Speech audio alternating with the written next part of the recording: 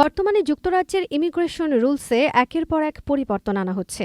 এর অংশ হিসেবে গত ২৪ জুন ২০২৫ তারিখে প্রকাশিত নতুন নিয়ম অনুযায়ী যারা যুক্তরাজ্যে পয়েন্ট বেসড সিস্টেমের আওতায় আসছেন এবং তাদের সঙ্গে আসা স্পাউস বা পার্টনাররা ডিপেন্ডেন্ট হিসেবে বসবাস করছেন, তারা আর নির্দিষ্ট কিছু পরিস্থিতিতে ভিসা পরিবর্তন বা সুইচ করতে পারবেন না, যার ফলে বিপাকে পড়তে যাচ্ছেন বাংলাদেশি সহ হাজার হাজার অভিবাসী।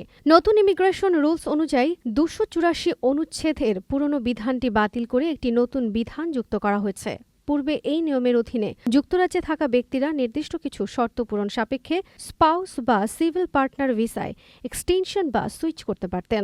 নতুন নিয়ম অনুযায়ী যদি কারো বর্তমান ভিসা পয়েন্ট বেসড সিস্টেমের অধীনে অনুমোদিত হয়ে থাকে এবং তিনি ডিপেন্ডেন্ট হিসেবে যুক্তরাজ্যে অবস্থান করেন, তাহলে তিনি ভবিষ্যতে ব্রিটিশ সিটিজেন বা সেটেল পারসনের স্পাউস বা পার্টনার হিসেবে আর তার ভিসা ক্যাটাগরি সুইচ করতে পারবেন না। নতুন নিয়মে আরও স্পষ্টভাবে বলা হয়েছে এ ধরনের ডিপেন্ডেন্টরা লিভ টু রিমেইন বা ভিসা এক্সটেনশন সহজে পাবেন না। এই নিষেধাজ্ঞার আওতায় পড়ছে student visa, skill worker visa, scale up, global talent, innovator, charity worker visa সহ অন্যান্য পয়েন্ট বেসড ক্যাটাগরি। ফলে এইসব ক্যাটাগরিতে যারা ডিপেন্ডেন্ট হিসেবে এসেছেন তারা যদি পরবর্তীতে সম্পর্ক বিচ্ছিন্ন হন এবং নতুন করে ব্রিটিশ নাগরিক বা সেটেল পারসনের সঙ্গে সম্পর্ক গড়েন, তবুও তারা ভিসা সুইচ করতে পারবেন না। এই পরিবর্তনের ফলে ব্যক্তিগত জীবনেও অনেকের জন্য সমস্যা তৈরি হবে। যদি কোনো ডিপেন্ডেন্ট ব্যক্তির মূল ভিসাধারীর সঙ্গে সম্পর্ক ভেঙে যায় বা ডিভোর্স হয় এবং তিনি পরবর্তীতে একজন ব্রিটিশ নাগরিকের সঙ্গে বৈবাহিক সম্পর্ক স্থাপন করেন, তাহলে আগের নিয়মে তিনি সহজেই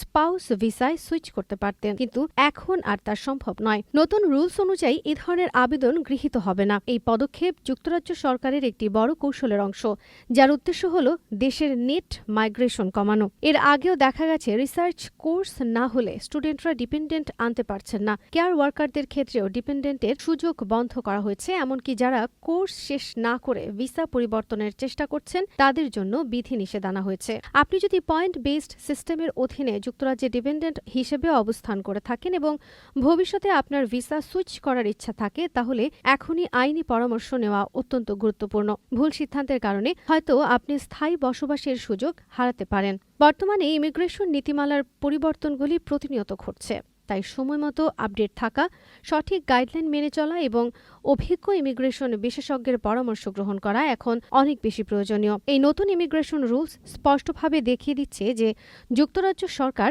অভিবাসন নিয়ন্ত্রণে কঠোর অবস্থান নিচ্ছে।